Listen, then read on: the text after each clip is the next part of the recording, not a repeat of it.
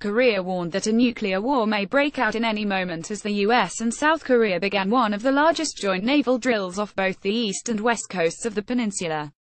Kim In-ryong, North Korea's deputy ambassador to the United Nations, said on Monday that his nation had become a full-fledged nuclear power which possesses the delivery means of various ranges, and warned that the entire U.S. mainland is within our firing range.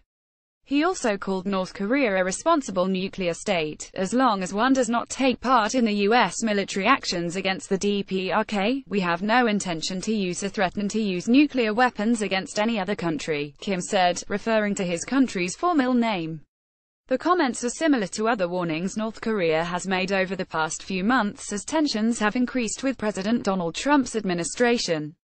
Kim Jong-un's regime has repeatedly said it needs the capability to strike the U.S. with a nuclear weapon in order to deter an American attack. They just bluff to the extreme because they think that if enough people worry about what they're saying, that would deter U.S.-South Korean action. Bruce Bennett, senior defense analyst at Rand Corp, said in a Bloomberg TV interview. The problem is North Korea is used to using very extreme words to deter by bluff and by bluster, and now they're shocked that the Americans are using a similar approach. Read here for more about North Korea's nuclear ambitions. Trump has said military force is an option to stop Kim and has ruled out talks with Pyongyang. Secretary of State Rex Tillerson said Sunday the president wants him to push forward on diplomacy with North Korea until the first bomb drops. A war of words has escalated between the two leaders in recent weeks, with Trump labeling Kim Rocket Man and telling the UN that the US would totally destroy North Korea if it attacks.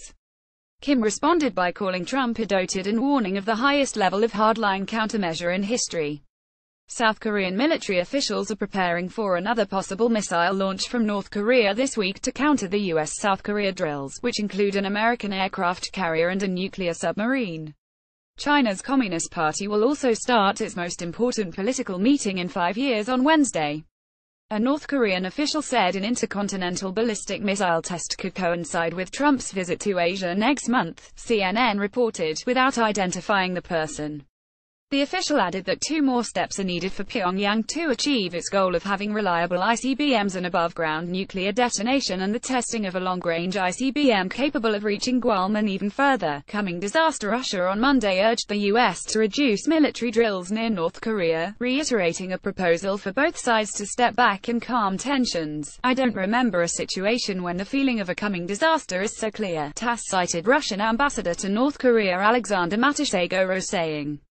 Russia's Interfax Newswire reported on Monday that a meeting is possible this week between Joseph Yun, the U.S. representative for North Korea, and Cho Sun-hui, head of the North American department at North Korea's foreign ministry. Both are attending a non-proliferation conference in Moscow this week, it said. The UN has tightened sanctions on North Korea this year in a bid to cut off cash flows that help support its nuclear program. Kim's regime also generates billions of dollars a year dealing drugs, selling weapons, counterfeiting currencies and exploiting guest workers, according to the International Network for the Human Rights of North Korean Overseas Labor. Lazarus, a hacking group linked to North Korea, may have been behind this month's theft of $60 million from Taiwan's Far Eastern International Bank, Bay Systems plc researchers said on Monday. While the bank said most of the money was recovered, it's the latest case in which SWIFT, the interbank messaging system used for money transfers, was used to facilitate the theft of funds from a banking institution.